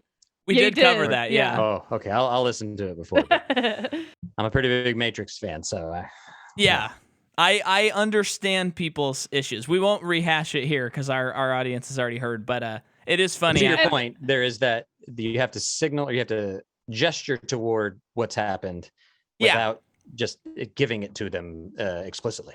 Right. Also, I'm not crazy about 4. So Oh, okay. Maybe Come it's on, just me Micah. then. I thought. Am I just I have a coloring? lot of issues with how the movie was made. Okay. Yeah. Okay. I love it. It's not a perfect movie. And I know you're No, not it's saying not it's a perfect movie. No. But It's not as good as Matrix 1. I just don't know if I think Not it's as saying good as you anything like think that. it is. Okay. And we've talked about it. Time will tell. We've recorded ourselves talking about it. It's on the record. Yeah, it's there. So, but yeah, then the First Order attacks, and this is also just cool because it's this low area that these ships are flying around. It just feels like something we haven't really seen in this universe. Prior to them attacking the planet, they like blow up a ton more planets. By the way. Oh, right, the Starkiller base. We see the Starkiller base work. Yeah, and it's scary. Yeah, it's brutal. Yeah. And that's when Donald Gleason does the like very like Hitler Nazi-esque speech. And he does mention something about senators, which was a red flag watching it last night. I was like, uh-oh. Or they're paying homage to George Lucas. They're like, don't worry, George. We're going to talk about senators for one line in this movie. One thing just in general. So some of the stuff I sort of research and write on is music. So back to your John Williams point. And I really think the way they've intentionally sort of used music and in Star Wars in general. So Williams is riffing on Richard Wagner's work when he was doing really sort of myth-making kinds of music, and established what is now the leitmotif or the theme that we see in film. Now, this is basically a long time ago, prior to filmmaking as a technique or a technology. And it's sort of an open question as to whether film uses thematic music in the way that the Richard Wagner would. But I think the closest that it gets is Star Wars and John Williams. And so it can be sort of reduced to like, okay, you hear this song and it's tied directly to this character or these, maybe a couple characters, right? So you get a love theme or whatever. But in true sort of the sort of operas that you would see that Richard Wagner would write, it had a really big canvas, hours and hours of a sort of musical canvas where the music could develop. And in film, a lot of times it becomes more like a language. Like I'm telling you, the audience, here's who just showed up on screen, or here's who is the hero, here's who is the villain, et cetera, et cetera. And that works in Star Wars in a lot of ways.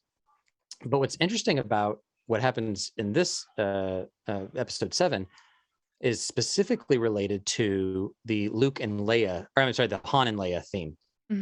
And it comes in the episodes 4, 5, and 6. Anytime you get Han and Leia sort of meeting together, it's I think another name for it is the lovers theme or something.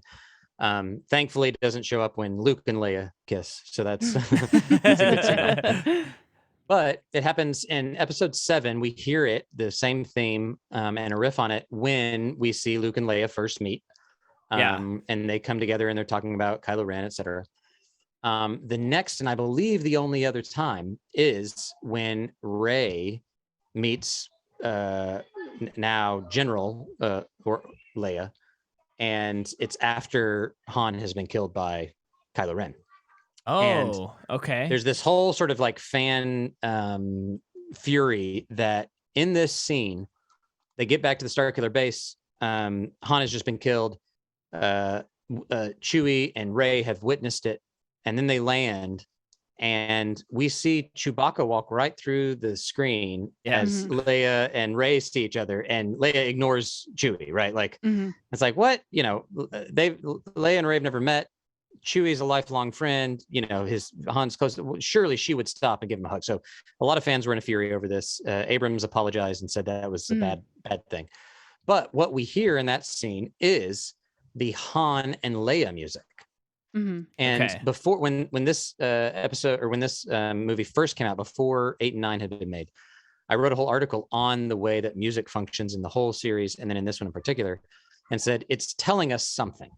And I think what it's telling us, and the something that it's riffing on, is that maybe this film, these series of films, are actually way more about the women than any of us recognized or even they knew at the time, but has always been the case. And that Oh, only wow. works retrospectively, right? Like it only works if now we go, okay, now how is this theme working with Leia and Rey? And how does that make us reinterpret the way that it was functioning all along? Oh, interesting. And so it's a fun way. So what I haven't done yet, so the book that article is in is called, I think the Myth Awakens. It's a collection of articles of people talking about basically the fandom of Star Wars and specifically around The Force Awakens. And they've asked us to do a new edition now that the other episodes have come out. And part of what we're asking is, did our original analysis hold up in light of where the story went? And so my next task is I need to go rewatch 8 and 9 and pay attention to where and if this theme comes up and how it's used by the different filmmakers, by Williams, in terms of how it helps tell the story. And so anyway, I just find that a really fascinating thing, that the sort of the romance, the love interest, the significance shifts from Han and Leia, and after Han dies, it now is attached to this Rey Leia theme. And then of course, once spoiler alert, once Leia dies, then things change as well. So it's just an ongoing interest of mine of how the music functions and what it's telling us. And especially once now we're getting so many of these films, is there a coherence to it? And that's one of my questions. Does it continue to function in that coherent way? I think it probably does, but I haven't quite determined. So maybe I'll come back at the very end of your analysis of episode 9 and say either it does or doesn't, but people can read the Myth Awakens if they want to hear my thoughts on it. Wow, that's cool, and I'm going to be listening for that now on our next episodes. But for our audience, real quick, Kutter has got to take off, but we will finish the rest of the movie. But we would love for you to tell the people where they can find you or what you got going on. Well, I got a few things. You can find me at cuttercallaway.com. That's Kutter with a K, Callaway with a C. And I have a handful of books on film, on television, and its religious or theological significance. One book is called Watching TV Religiously. Another one is called Deep Focus, which is theology and film in dialogue. My very first book was called Scoring Transcendence, which is about the religious significance of music in film. And so that's part of where, I tend to go with film analysis is what's the music doing. That's why I love Inside Llewyn Davis, one of my faves. Oh, yeah. And so, so any of those books are of interest. I also have, I've had a podcast for a while that talk kind of about art and religion and culture. But I'm actually currently in pre-production for one, and maybe I'll come back to you, that hopefully we'll be relaunching this fall. That is essentially about that, taking sort of what's the contemporary or the most recent TV show or whatever that people are talking about and watching, and what does that say about people who are who identify with the Christian religion, specifically in the U.S. So that's me. I think we're going to call it "Watch This." That's the current the running title. So that's where people can find me. Looking forward to that. Yeah, that sounds great. Yeah, and for you listeners, we're gonna have links in the show notes. So if you want, you'll be able to just click right to cuttercallaway.com and check all that stuff out. Thank you for coming on. You brought so much. Such cool stuff to this episode. This is great. Well, you're speaking my love language. No, not just film, but Star Wars. So it was my pleasure. It was super fun, and thanks for having me. Yeah, of course.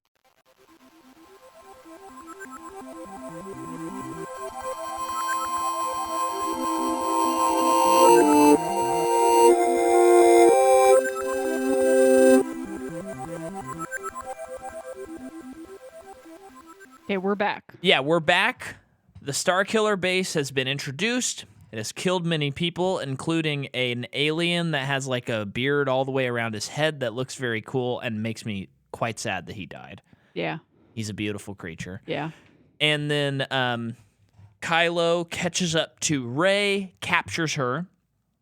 Yeah. And Finn sees that, and he's trying to stop it. And then we see X-Wings come out of the distance. Yeah. And all this whole sequence I just think is really cool. Mhm. I like the set. The action's cool. Yeah, Finn fighting that with the lightsaber. What does that stormtrooper have? I don't know, but it's cool. Yeah. And it's kind of crazy because we haven't really seen someone who doesn't turn out to be a Jedi handle a lightsaber. Yeah, and I love that Han Solo uses Chewie's bowcaster, and he loves it. Yeah. And then finally, the Resistance comes flying in, led by Poe. He's alive. Whoa. And then there's like a one shot where Poe is like flying around, like getting all these people, and then Finn goes, "That's a damn good fighter." Yeah, I love that. And it's so nice and cute and triumphant. And then who lands but Princess Leia Organa herself? Now General Leia Organa. And we have the best joke in the movie. Because we see Han and Leia looking at each other. There's a lot of history. We can already tell that a lot has gone on between them that we haven't seen. And then they're looking, and pops into frame C-3PO, who says, "Hey, Han, you might not recognize me. I have a red arm now. That's probably why you're not recognizing me." And he just totally ruins the moment. It's a perfect joke. And like I said a long time ago in this episode, it's very earned, very character driven, makes sense. Yeah. And then I think this is when we find out that Kylo Ren is a Solo. And No, we learned that earlier. Oh, we did learn that earlier? Yeah, because someone says, like, your grandfather. Oh, that's right. And then it's like, and then we see the Darth Vader mask, and I think he says grandfather. So, yeah. And so now we see this tension. We've seen that they pulled apart from each other. I think we said in previous episodes, we kind of talked about this, how, like, sometimes when a new movie comes out in a franchise and it's been years past, and sometimes they have to explain why people aren't together anymore. Sometimes it's because they couldn't get an actor back, blah, blah, blah, or an actor dies, all that stuff.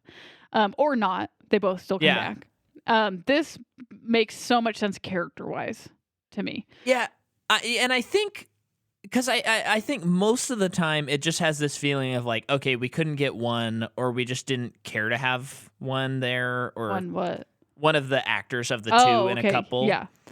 And this movie just doesn't feel that way because it really, like you said, makes sense for their character. But we also know, like Leia's going to be in the next one. So, yes, she's not super featured in this movie, but we know she will have her due. Mm-hmm. Unfortunately, she doesn't get her full due because of her death. Mm-hmm. But I think a lot of times in movies, it's like, yeah, we didn't have time to tell the other person. So if they're divorced, it's easier. Yeah. And this just feels like that was not what motivated it at all. No, I mean, this is kind of, in a way, it's like, this is probably a textbook move for Han. Yeah. To move away from this relationship. And then also, like, Leia is dedicated to this cause that didn't really, it hasn't gone away. Yeah. With their last movie. And maybe it got to a point, well, I mean, with the whole their kid thing, I'm sure that's when it happened. Like, I can't do this anymore. Nothing matters anymore. And then, like, especially with Luke running off, it's like, well, Han's like, I'm going to continue to do my Han thing, which is just live for myself. And then Leia's like, the only thing I know how to do is to continue to fight the good fight. Yeah. So, yeah, it's just so nuts. Their dynamic is really good. And, like, later when she says, you know, they're talking and Han says, there were some good times, right? Mm-hmm. And she's saying yes. And then she goes, as much as we fought and stuff, I always hated watching you go away. Mm-hmm. Or like, I hated when you left. Mm-hmm. You know, so it's really good. It's really good. And it's just, you know, the first time this movie came out, every time a character came in, I was completely, like, surrendered to that moment every time. And I love to, we get a lot of like, this is the plan and this is what we need to do section of the movie. Yeah. That I think is fine to just like that happens. We do see R2D2 is no longer in service. He kind of powered down himself when Luke left. But when Han, Chewie, and Finn are gonna go try and get Rey, and he's leaving Leia, and they embrace. I think that's very sweet. And then she says, "Bring her son back." It's almost like Han coming back into all of this, something that he didn't intend to do, but now it's almost like fate. It's like, well, now we know what we need to do. Yeah, like, you know, fate or the Force or whatever brought us back together, which means it's time to bring her son home. Yeah. So then they hatch their plan, and they are gonna take down the Starkiller base, and they're hoping to save Rey while they're at it. Mm-hmm. They get there. Rey is already, you know, she's locking into the power source of the Force. She's able to fight Kylo's mind probe. Yeah. And that scene, that I mean, like I said earlier, that's the scene where I was like, Adam Driver's on a whole other level than everyone else. So here's a question. Yeah. So he leaves. Yeah. And then she mind controls Daniel Craig to let her go. Yeah. This is something I've never really thought about too seriously, but it is like, is it kind of like confusing that she all of a sudden just tries controlling someone's mind? No. Okay. I don't think so. Okay. I think she's heard the whole adage. Okay. Of Jedis doing that. Okay. Yeah. Yeah. But that's what happens when she leaves. Yeah. And so she's getting out, and it's kind of like Princess Leia in Episode 4 when they're like, okay, we're here to save you, and she's like, oh no, I've been saving myself. Yeah, and I mean, Leia, she wasn't saving herself yet, but then she's like, well, what's your plan? And then she takes control. Yeah. But in this one, it's cool that like when Finn and Han catch up to her, she's like scaling up the walls and she's figuring out her own thing. Mm-hmm. Love it. Mm-hmm. And then we have like the moment, which was, I mean, did you have any expectation or like see this moment coming at all? Of Han dying? Yeah. No. It's so nuts. So Han finally sees Ben and Kylo Ren, and he takes off his helmet, and they have this moment, and this is how good Adam Driver is at acting. In this moment, the first time I saw it, and Harrison Ford says, hey, like, come back home. You know that this isn't right. We still love you. Come back. And he says, I know what to do, but I don't know if I have the strength to do it. And then he holds out the lightsaber, and Han says, like, I'll help you. I will help you. I'm your father. You know, I'll help. This can happen. And Adam Driver is so good that I was I actually did not know what would happen next. I thought there is a possibility that this movie is going to kind of defy what we know as modern blockbusters to do, and he will go with his dad. And I don't know where the story will go from there. Mm-hmm. Now, that doesn't happen, and that's not to say that they should have done that. This moment totally makes sense, and it works, and it's powerful. Mm-hmm. But that's how good this scene is written and performed, that I was like, I don't know if he's going to do it or not. Mm-hmm. Like, maybe he's a good guy in the next movie. I don't know. Yeah. And so he, lightsabers Han Solo, and Han Solo falls off the cliff and dies. And that's sad, but he did get the moment. So I am glad that George kept him alive in 6, despite Harrison Ford thinking that he should have died. So that we could get this moment. Because it's a great moment. And then Chewie, lets out a roar, mm-hmm. which is nice. Mm-hmm. And he shoots Kylo mm-hmm. in the hip. And then they're making their escape. Meanwhile, Resistance people are flying all around mm-hmm. and trying to destroy this Death Star thing. But we go to Rey, Finn, and Kylo, like, in the forest. There's a cool fight. Very cool fight. It's just goes back to just J.J. Abrams likes making things look good. He just knows. Yeah. First and foremost, make it look good. And this is like the full extent of lightsabers so far, mm-hmm. as far as their look. Mm-hmm. I mean, of course, they look awesome in the prequel trilogy as well. But there is like, it's like there's texture in the So light. I didn't notice this until this viewing that Kylo's lightsaber like looks angry. That's so crazy. Yeah. Yeah, and you're right. Yeah. The other one is like smooth. Yeah. Yeah, his is like chaotic looking. Yeah. Um, Almost like he's trying, like we were saying, or I was saying, like he has so much control on the Force that it's actually about ready. It's gonna burst at any moment. yeah.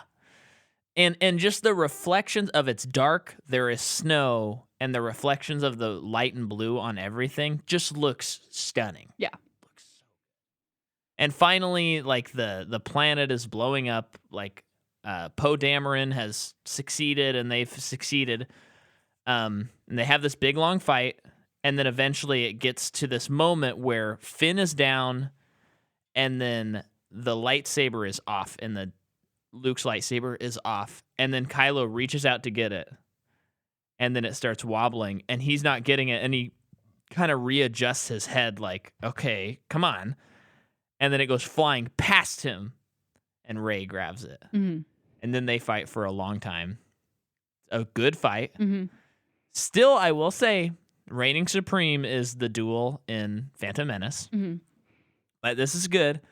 And then she kind of communes with the Force. She's able to best him, but then the planet splits open and tears them apart.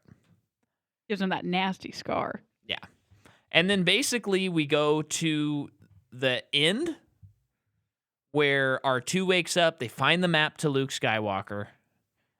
Like Kutter was saying, I guess the theme for Han and Leia plays when Rey and Leia meet, which is going to be interesting to track that. And then finally, the movie's like over. And when I first saw it, it's like, okay, so this is the end. Great intro. Yeah, and then all of a sudden, like, the song fades out. Her and Chewie are headed on this other planet, and then a new song starts playing, and then it's like montage images as she's looking through this monastery area. Walking around, and it's like, oh, okay, Luke, here we go. And, you know, Luke's my favorite character in the series. It's like, okay, here we go. And then she gets to the top of this island, and she holds out the lightsaber, and Luke turns around and pulls back his cloak with his robotic hand in one, and he just looks at her, and then it goes, directed by J.J. Abrams.